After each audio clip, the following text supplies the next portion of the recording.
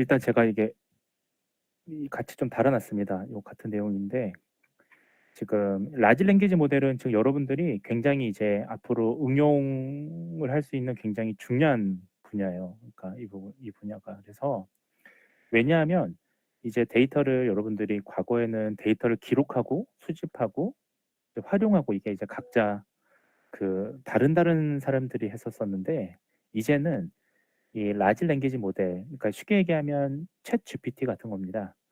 이런 것들이 이제 기업에서 굉장히 많이 집중을 하고 있고 이게 지금 아마 그 오픈 AI에서 라지 랭귀지 모델이 나온 이후에 거의 지금 한 최근 2년 동안에 가장 그 라스티드 트렌드는 지금 보시면 라지 랭귀지 모델이라고 보시면 되겠어요.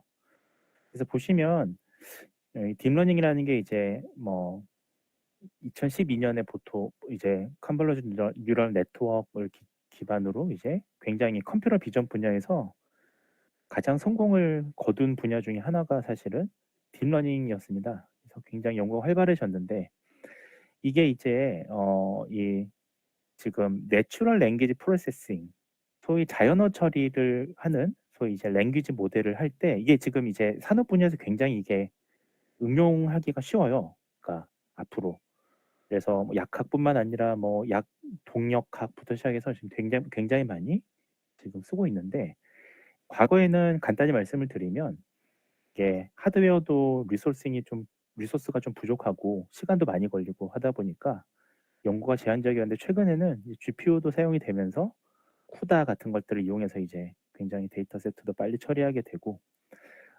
그러면서 이제 라지 랭귀지 모델이 많이 발전하게 됩니다.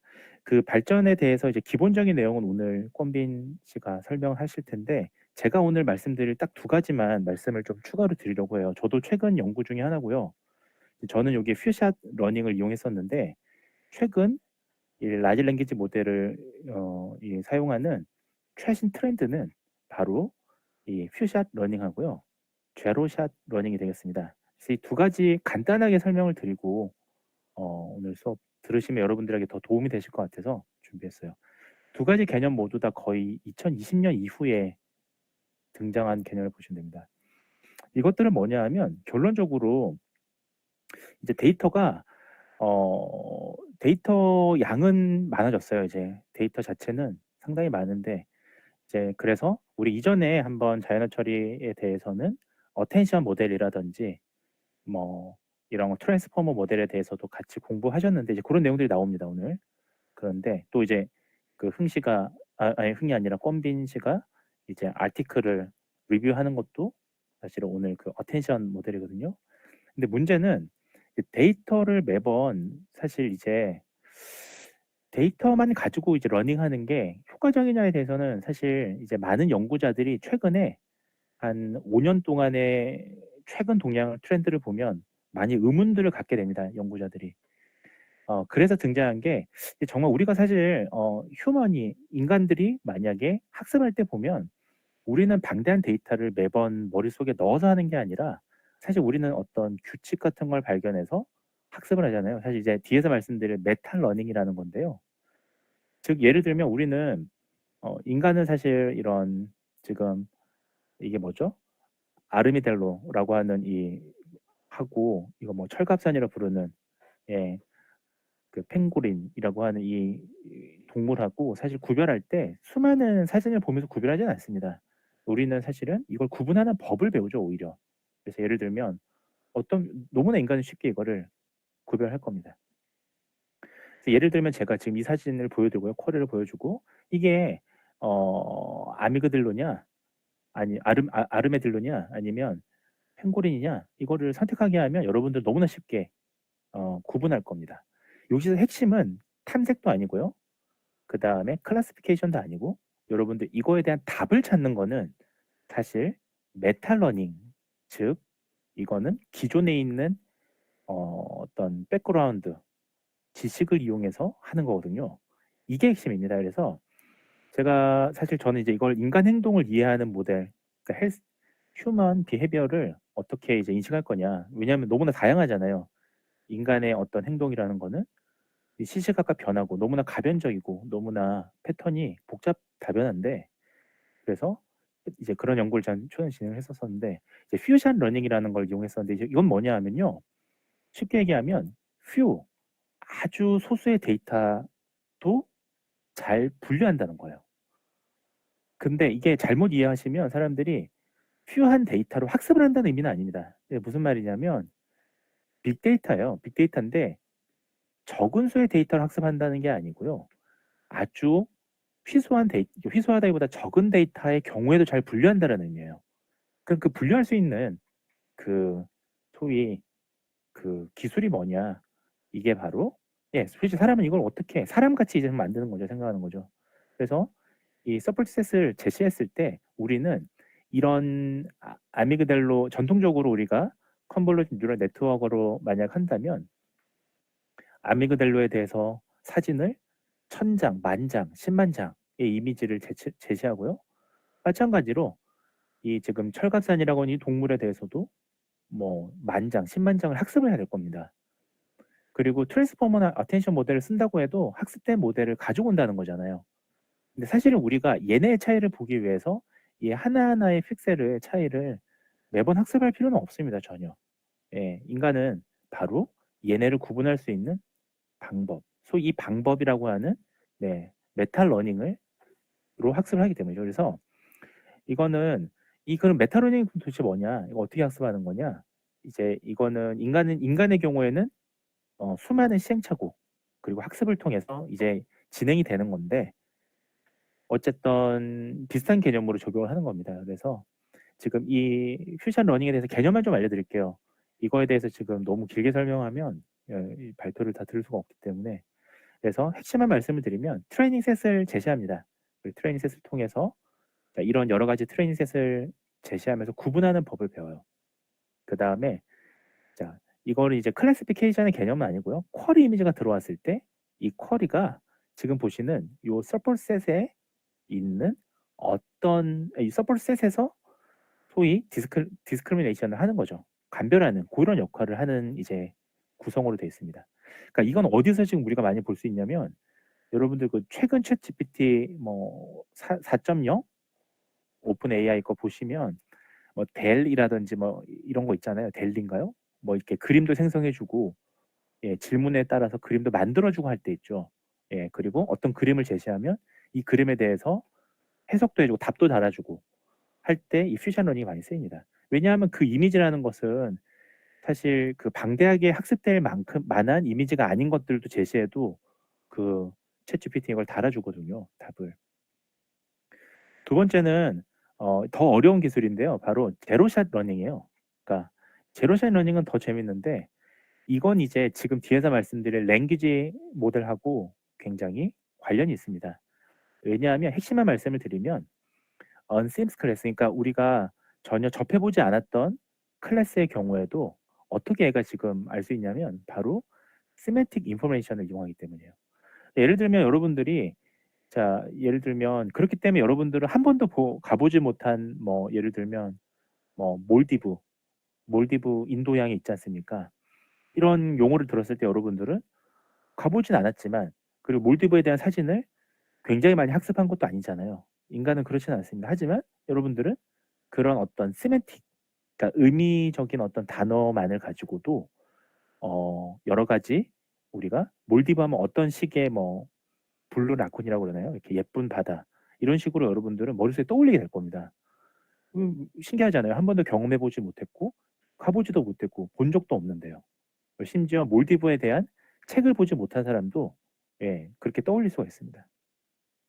예를 들면 여러분들이 지금 그 베트남을 한 번도 안 가봤다고 가정했을 때 베트남에 있는 아주 예쁜 뭐 다낭 같은 도시를 여러분들 머릿속에 이미지를 떠올릴 수가 있는 거죠. 가보지 않더라도. 자, 어쨌든 이 제로샷 러닝이라는 것은 사실은 기존의 머신러닝 방법은 단점이 하나 있는데요. 그러니까 어쨌든 간에 뭐 어텐션, 트랜스포머 뭐든 간에 지금 실제로 많은 수의 트레이닝 샘플이 필요합니다. 그런데 이 많은 수의 트레이닝 샘플이 필요한데, 이 많은 수의 트레이닝 샘플을 이 한계를 벗어나는 게 바로 이 세멘틱 인포메이션이라는 걸 이용합니다. 일단 이 제로샷 러닝을 좀 이해하려면요.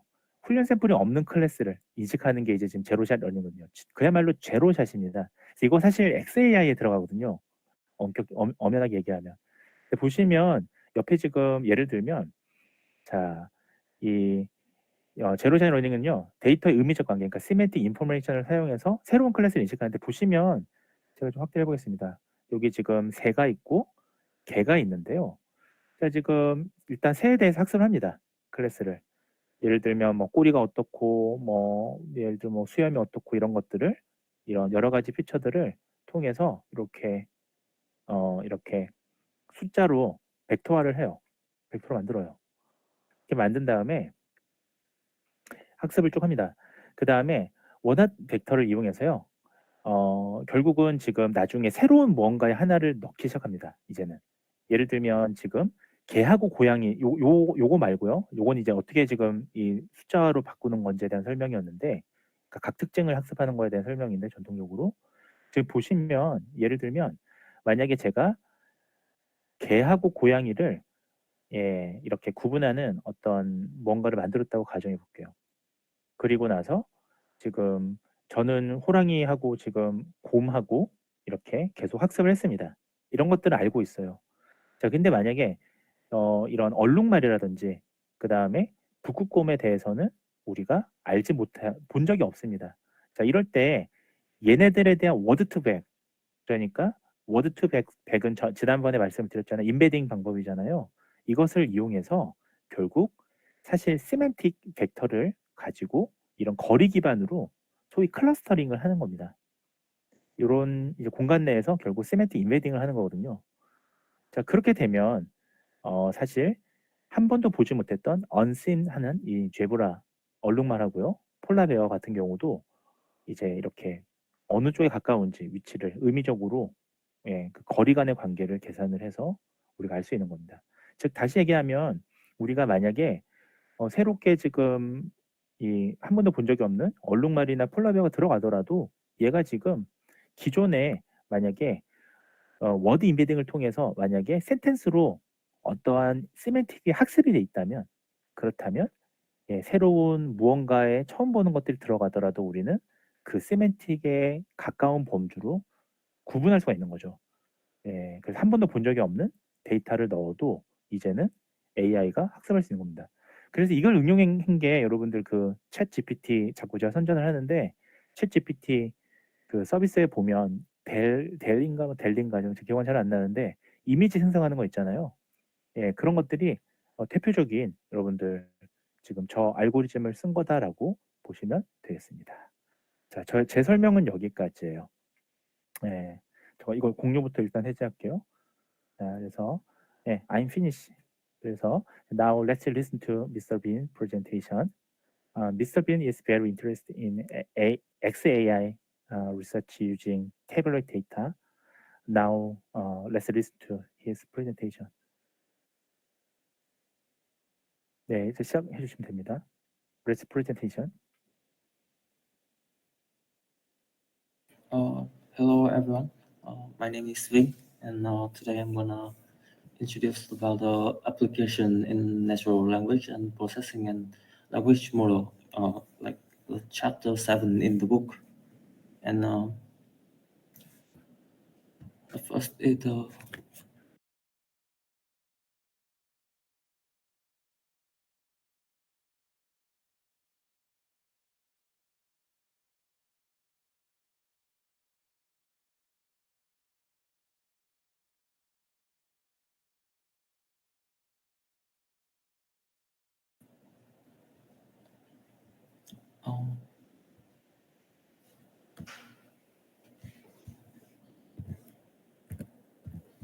first is the introduction part. In recent years, the IEEE Signal and Processing Society has identified language processing, document processing, and text processing as one of the most important areas. The first application of deep learning to this area is language modeling, which assign probability to words and symbols to sequence like letter, character, phone. In simpler terms, answer the question given a sequence of words or token, what is the likelihood of the next word or token? And the natural language processing or computation or linguistics work with word and symbol sequentially, like a probability, but offer a wide range of opportunity, like translation, parsing, and text categorization.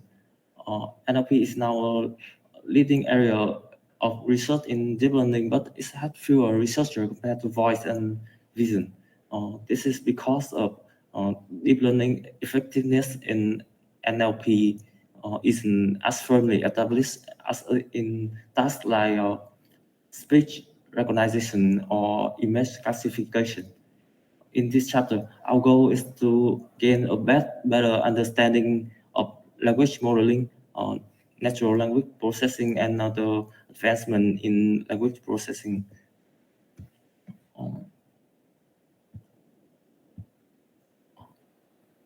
First, we're gonna find out about the language model advancement and introduction to the language model. LM had various applications such as machine translation, text retrieval, and voice recognition. The conventional approach to determining the value of the RM parameter based on word frequency. N-grams define a contiguous sequence of n item, where the words, letter, or symbol in a given text or speech were considered a state of art. However, the neural network had deep learning techniques have demonstrate significant improvement in LM performance across the benchmark test. And I'm going to introduce about the language model based on the neural network. LM is the function that aim to capture the statistical distribution of word sequence in spoken language. LM have to predict the next word in a sentence by considering the context of the preceding word. First example of neural network based on LM is the non-neural learning machine, which is aka NLM. Using neural networks, especially when used with NLM, a subtype of the learning machine will help overcome the challenge from high-dimensional data. The LM is based on a feed-forward neural network topology. It utilizes the input history, forming a sequence of n words with the n-1 preceding words considered. The encoding method of one of V, where V is the total vocabulary size. The projection metric is consistent for all words in respect of their position. An autonomous representation of words in one of V space is employed for the linear projection into a lower dimension space. This continuous space distributed words represent the term word embedding and contrasting traditional symbolic or localist presentation. This word embedding space is likely to give the similar meaning of a word close together and create a vector of space.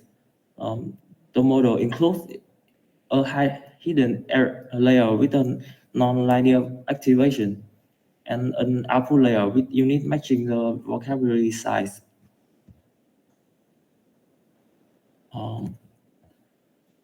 Next is NNLM advantage over traditional N-gram LM language model.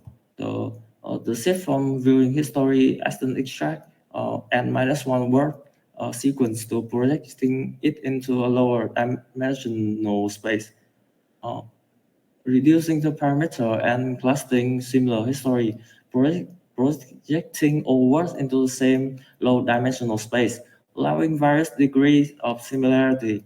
NLMs have higher computational complexity compared to N-gram LMS.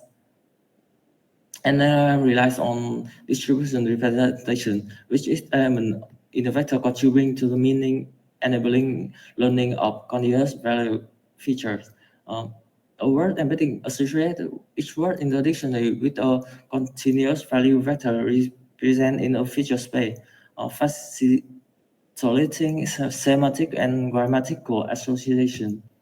And NLM aim to place functionally similar words closer to each other in the feature space, enhancing the ability to generalize to similar word sequence as not seen during training.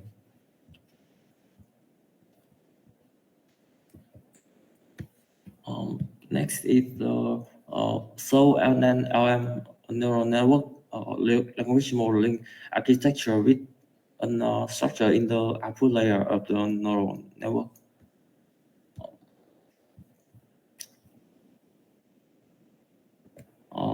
That is the first example of the neural networks based in a language model, and this is the second,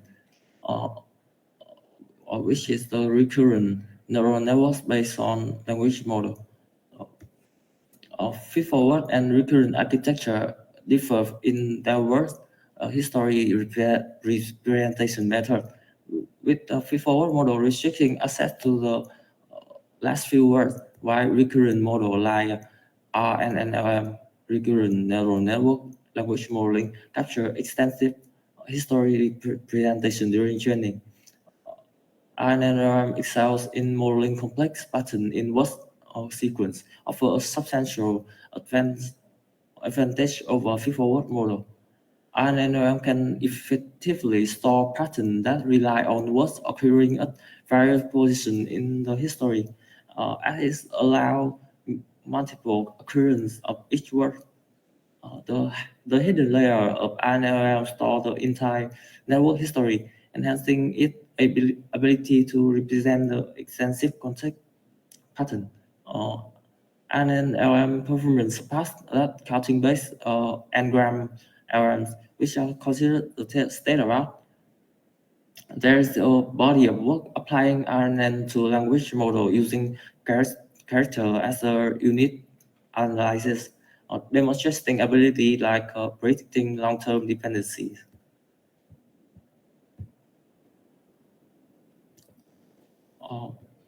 This is RNNLM training. During the training of RNNLMs, the RNN unfold into a deep feed-forward network.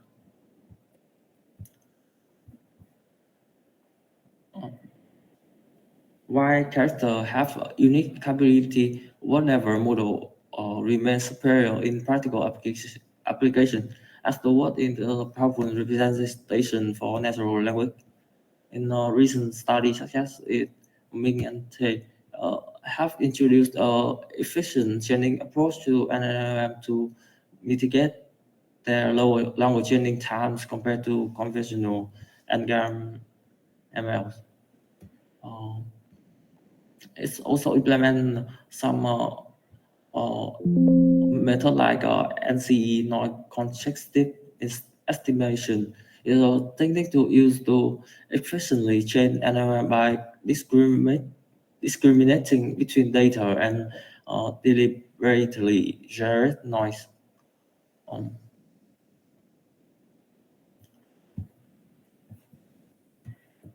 And to comparing the recurrent neural network language model and feed-forward neural network language model, we have a table here that showing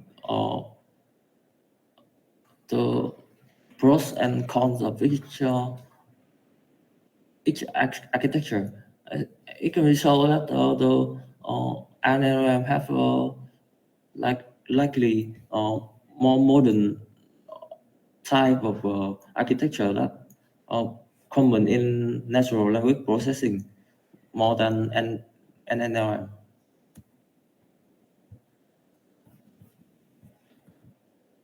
We're gonna come to the next part is the processing based on the language that is spoken naturally. Machine learning has been helpful in the natural language processing, often rely on optimizing human design feature. Deep learning done with neural network automate feature creation for NPL tasks. Embedding is a key concept, converting words into vector that for better representation.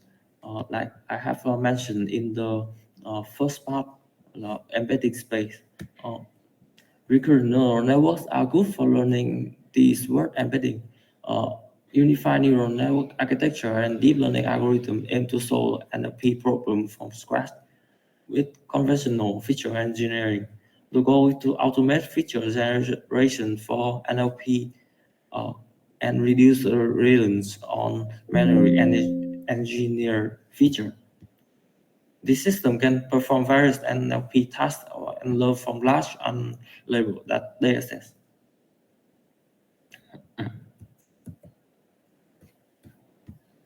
The figure 7.3 is the CBOL architecture on the left and the SIGRAM architecture on the right. By removing the second step, create a simple model. They create a continuous backward model, allowing the use of large amount of data. What embedding system aim to predict the current word from context and perform inverse prediction with the SkipRAM model, a large traditional language model focused on word sequence probability.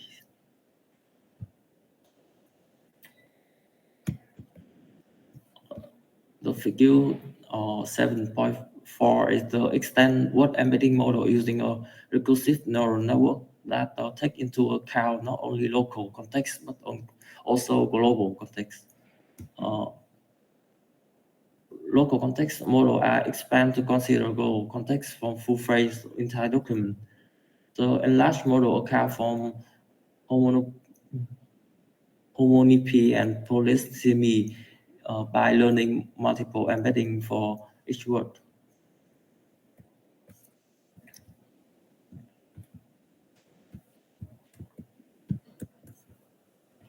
We go into the next part. It's the normative structure for decision making.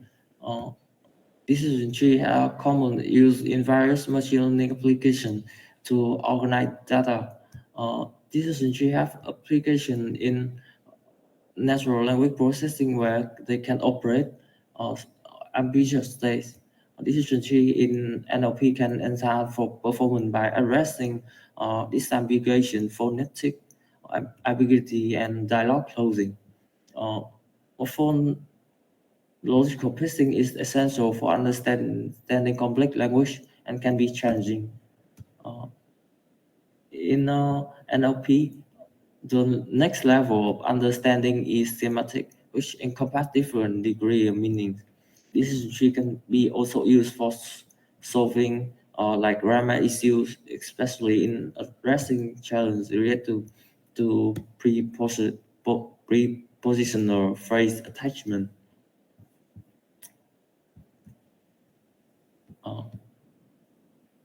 Here are a figure of decision tree that a method of supervised machine learning are crucial for effective decision making. Decision tree help the user make decisions by creating a structured representation of data. They involve assigning attribute to node and in the tree. Decision tree contributes significantly to developing statistical model for parsing in NLP.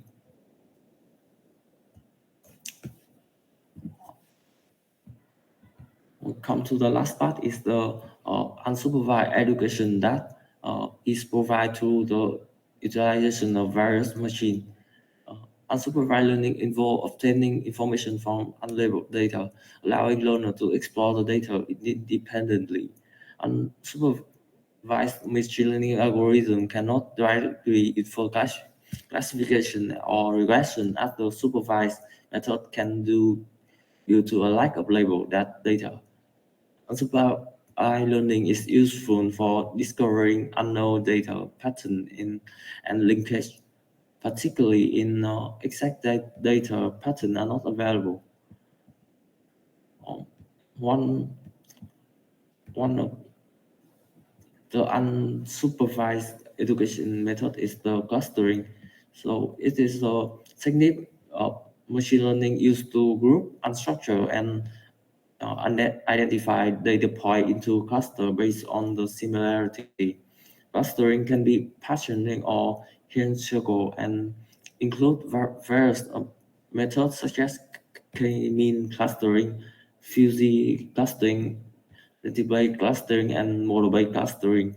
Clustering techniques have application in natural language processing, especially in text classification and text clustering.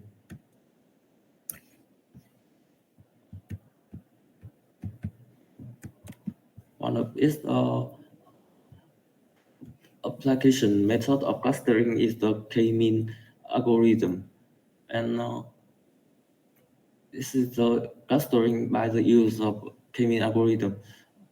K-mean clustering is a crucial algorithm in unsupervised machine learning. It's used to analyze unlabeled data and make judgment based on the analysis method. Uh, The k-mean algorithm begins by determining the location of the cat central. Each data point is then assigned to a cluster which is shares the most geographic similarity. The process of finding an average representation of the data is called identifying the central. Uh, K-meaning clustering is an effective technique for grouping data into cluster based on similarity. That is the end of my presentation. Thank you for watching.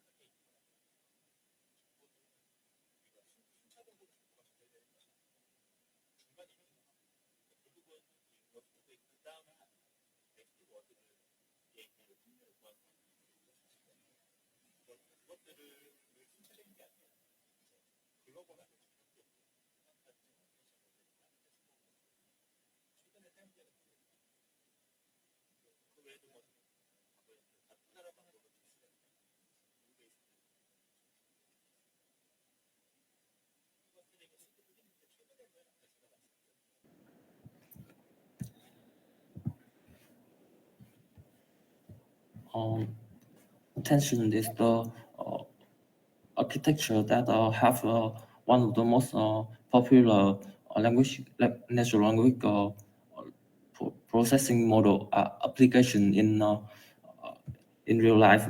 Is called the ChatGPT. So today we're gonna investigate about it.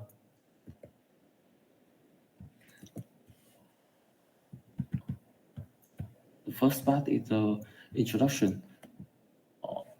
The recurrent neural networks, including long short-term memories and great recurrent neural networks, are widely used for sequence modeling tasks like language modeling and machine translation. Recurrent model operate sequentially, which limit parallelization during training, especially with longer sequence. The author proposed that there are sequence-to-sequence models that are not optimal for tasks that require long-range dependency and contextual understanding, like machine translation or text summarization.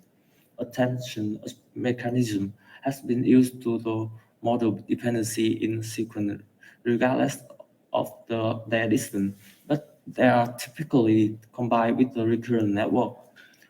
The paper introduced the transformer model, which relies solely on attention mechanism, avoiding the recurrences. The transformer allow for more parallelization and achieve a state-of-art translation quality with faster training time. The attention mechanism enable the transformer to have an extremely long-term memory.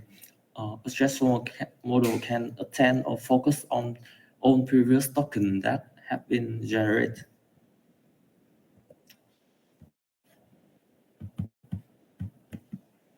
The background of the paper is the show as below. The goal is to reduce sequential computation in neural network model. Previous model like extend neural network GPU, BiNet, and S2S use convolutional neural network to compute the hidden representation in parallels, but the number of operations required to relate distant position increase linear or logarithmically, making it challenging to learn long-range dependency. The transformer model addressed this issue by reducing the number of operations to a constant, although its average attention rate position affecting the effective resolution. Self-attention, also known as the intra-attention, is a mechanism used to relate position within a single sequence to compute representation. It has been successful in various natural language processing tasks. End-to-end memory network used the recurrent attention mechanism and have shown good performance in specific language tasks. The transformer is the first model that relies entirely on self-attention to compute representation of input and output without using sequence-aligned recurrent neural network or convolutional. This innovative approach will be further described and justified in the following session. Up next is the model architecture. We will learn about the transformer architecture. Self-attention layer is the central mechanism of the transformer architecture, but it doesn't represent the entire architecture by itself. The transformer architecture is the composite of following part: positional encoding, inject input, word position information. Self-attention layer contextually encode the input sequence information. The feed-forward layer, which operates a bit like a static key value memory. The feed-forward layer is similar to a self-attention, except it does not use the softmax function, and one of the input sequence is the constant. Cross attention decode the output sequence of different input and modality. In this paper, we will have an example of the transformer architecture is to translate the English to French. The transformer consists of two key components, the encoder and the decoder. So the encoder takes the English word simultaneously and generate embedding for every word. The embedding are vectors that encapsulate the meaning of the word. similar words has closer number in their vector. The decoder takes the embedding from the encoder and then previously generate word of the translate French sentence and then use them to generate the next French word. And we keep generating the French translation one word at a time until the end of the sentence is reached.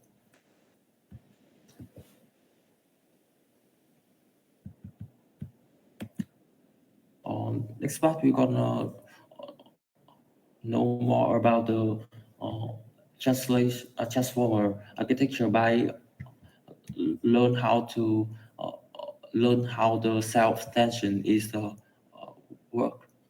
Self-tension is a critical mechanism in the transformer architecture for understanding word relationship in a sequence.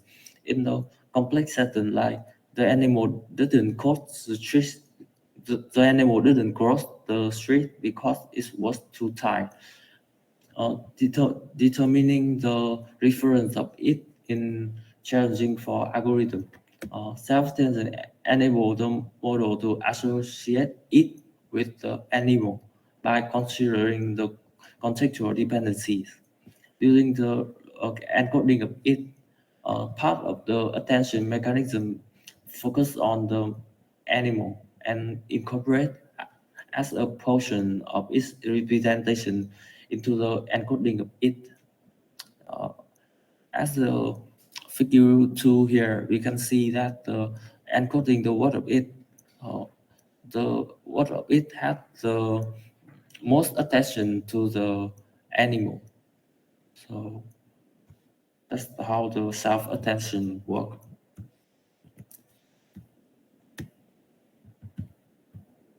And the detail self-attention is explained as below.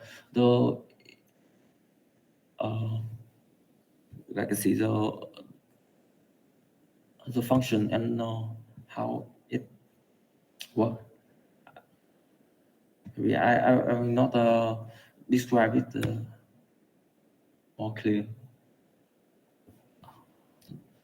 The next part is the multi-head attention.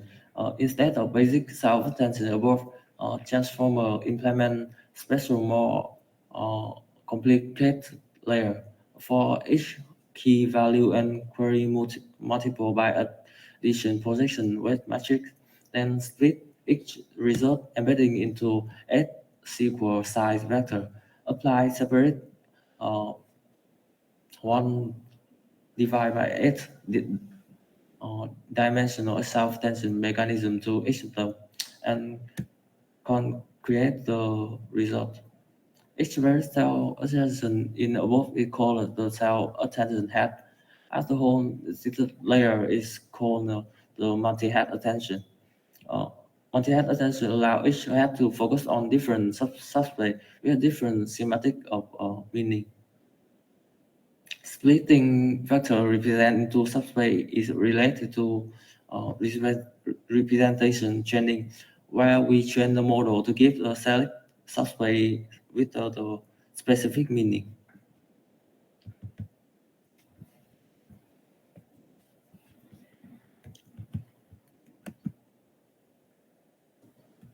One part of the transformer architecture is the feedforward layer. The feedforward layer comes within the encoder and decoder layers as a sublayer, just behind the self-attention sublayer. It is a position-wise transformation that consists of linear transformation, ReLU, and other linear transformation, which the formula of the feedforward layer is here.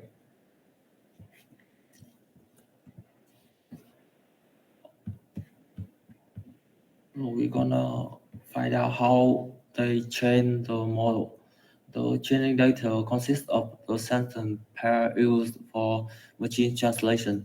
For the English-German translation, the dataset comprised approximately of 4.5 million sentence pairs. For the English-French translation, a significant larger dataset is used, containing 36 million sentences. With the data pre-processing, that were encoded by the bypass encoding for both translation tasks. The shared source target vocabulary for English German consists of 37,000 tokens. For English French token splitting was performed with 32 word-piece vocabulary. With the batching, sentence pairs are batched together based on their approximate sequence length. Each chaining batch is designed to contain about 25,000 source tokens and 25 target tokens. Next is the regularization. The two regularization method is applied is the residual dropout and label smoothing. The dropout is applied to the output of each sublayer before it adds to sublayer input and normalize. Dropout is also applied to some of the embedding and positional encoding in both the encoder and decoder stack. A label smoothing value is employed 0.1. Label smoothing negatively impact perplexity, making the model less certain. However, it leads to improved accuracy and the BLEU score. Optimizer, the ADAM optimizer is used with the specific hyperparameter as below, and the learning rate is adjusted during training based on the following formula. Finally, we have the result. On the English to German translation task, the big transformer model achieved a new state-of-art BLEU score of 28.4, surpassing previously reported model by more than 2 points. The base model also outperformed previously published model and is claimed by being significantly more cost-effective. On the English to French translation task, the big model achieved the score of 41.0, surpassed on the previously published single model. The training cost of the transformer was less than 1 divided by 4 of the previous state-of-art model. The dropout rate of 0.1 was used for the English to French model, in contrast of 0.3 for other models. Comparison with other architecture. And lastly, the comparison with other architecture, which is so that the transformer achieved a better BLE score than previous model on the English to German and English to French testing. That's the end of my representation. Thank you for watching and hearing.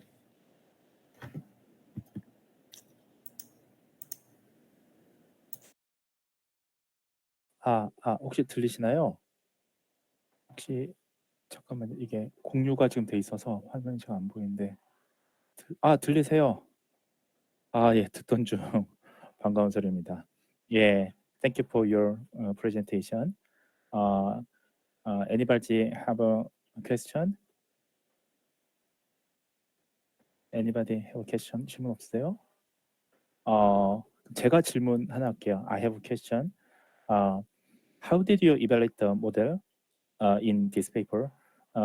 Generally, NLP model use accuracy. However, this paper used score, BLEU score. Yeah. In this model, they use the BLEU score and the training cost to compare to other model, other conventional model. What's the BLEU score?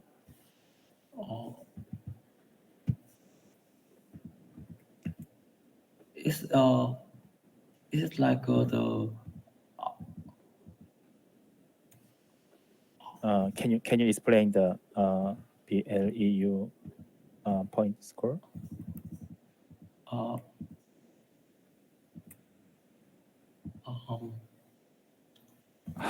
아, like 네, actually,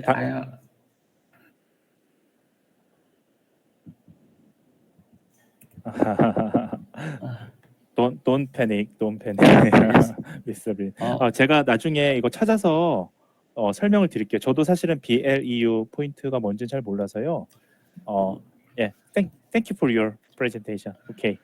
thank you, Professor. I'm finished. 제가 좀 설명 조금만 간단히 드리면 원래는 저희도 예전에 이제 그 여기서 공부했던 졸업했던 그 저기 졸업생 대학원생이 주제가 이런 NLP였기 때문에요.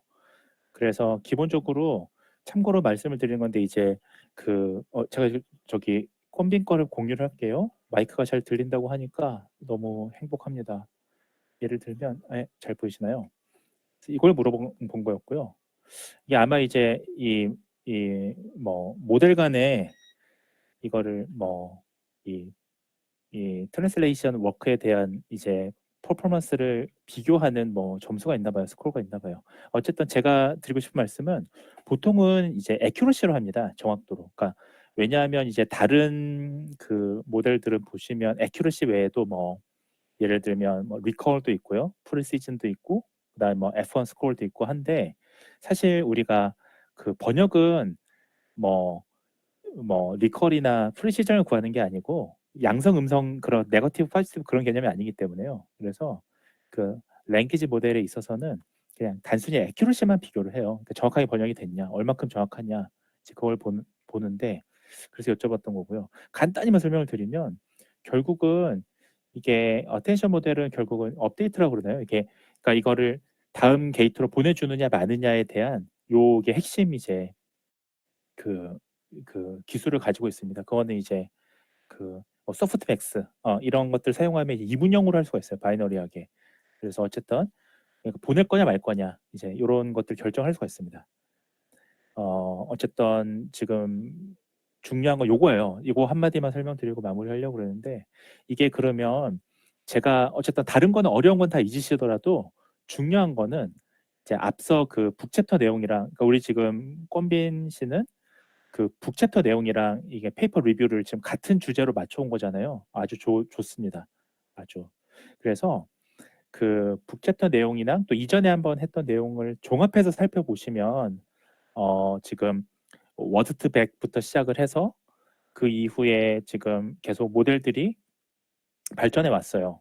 그래서 그 RNN도 썼었고 LSTM도 썼었고 그래서 롱텀 디펜던시가 이제 줄어들었는데 장기 의존성의 문제가 줄어들었는데 그러니까 장기 의존성의 문제라는 게 다시 말씀을 드리면 저처럼 이렇게 말이 긴 사람들은 만약에 첫 문장에서 중요한 의미를 가지고 있다면 이렇게 말이 길어지면 중간에 건 다 의미가 없는 거잖아요. 수식하는 말들이거든요.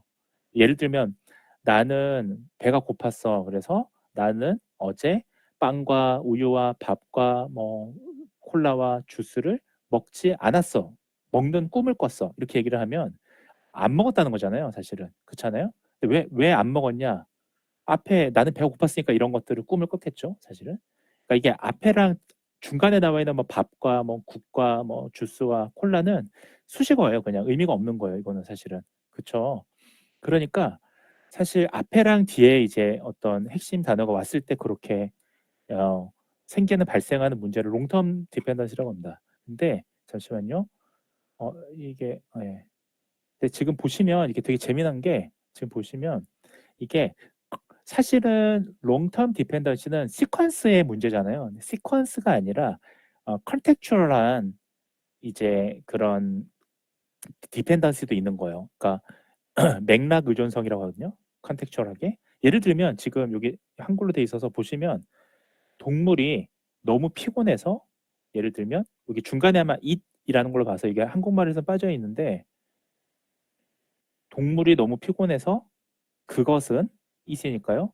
그것은 길을 건너지 않았다라는 문장 같은 경우는 이게 우리나라 말로 대표적으로 복문이라고 합니다. 복문. 그러니까 두 개의 문장이 합쳐진 거예요. 그러니까 원래는 동물이 너무 피곤해. 동물이 뭐 피곤했다. 두 번째는 그 동물은 길을 뭐 건너지 않았다. 이때 이 동물이라는 게 두 번 반복이 되니까 문장을 합칠 때 이 두 번째 동물은 it이라고 그냥 대명사를 쓴 겁니다. 그쵸? 한 문장으로 만들면. 근데 이제 문제는 지금 보시면 여기서 이 it이라고 하는 것은 지금 사실 이 중간에 위치해 있기 때문에 시퀀스상 바로 앞에의 문제가 아닌 거예요. 이거는. 이게 it이라고 하는 게 animal하고 지금 뭐 또는 the animal 이 두 가지하고 가장 강한 네트워크를 가지고 있는 이유는 어텐션 모델이 이거를 순차적으로 보는 게 아니고요. 시퀀스하게 보는 게 아니고요. 이 어텐션 모델은 이 컨텍츄얼을 다 반영할 수 있는 게 처음부터 끝까지 모든 풀 텍스트를 시퀀싱하게 보지 않고 이 풀 텍스트를 다 본 다음에 여기서 중요한 컨텍츄얼한 내용을 포커스를 찾습니다. 요 확률을. 여기 있네요. 그래서 셀프 어텐션은 보시면 컨텍츄얼 디펜더 여기 나와 있네요. 아까 저기 꼼빈이 얘기했었거든요. 그래서 이게 어떤 문장이라고 하는 거는 우리가 말을 하는 문장은 항상 순서대로 이루어지는 게 아니에요. 시간의 순서대로 바로하는 시작되지만 그것은 우리가 신텍스 같은 경우는 순차적이에요. 신텍스는 주어, 서술어, 목적어 이런 식으로 반드시 우리가 오는 그 문장의 배열 순서가 있는데 시멘틱은 그렇지가 않아요. 시멘틱은 중간에 올 수도 있고 마지막에 올 수도 있고 중요한 정보가. 그래서 이 요즘에 라지 랭귀지 모델에서는 더 이상 LSTM이나 RNN을 쓰지 않고요. 이런 어텐션 모델을 쓰는 겁니다. 이런 아키텍처 자체가요. 그 얘기가 들어왔고요. 기본적으로 지금 연구에서는 보시면 이 전철이나 이런 거는 이제 파이프라인이니까요. 파이프라인을 하고 배치 사이즈도 정하고요. 그 다음에 드롭아웃도 정하고 결국은 옵티마이저 가장 이제 기본적으로 쓰는 ADOM 옵티마이저까지 이렇게 쭉 써서 결국은 지금 이 점수를 매겼더니만 결국은 이 지금 트랜스포머 모델이 이렇게 더 좋았다라는 거죠. 이 밸류 점수에서는 아까 보시면 빅 트랜스포머 모델이 굉장히 좋았고요. 이 훈련 코스트를 생각해 보면 이 베이스 모델 조금 더 기본되는 모델이 더 좋았던 것 같습니다.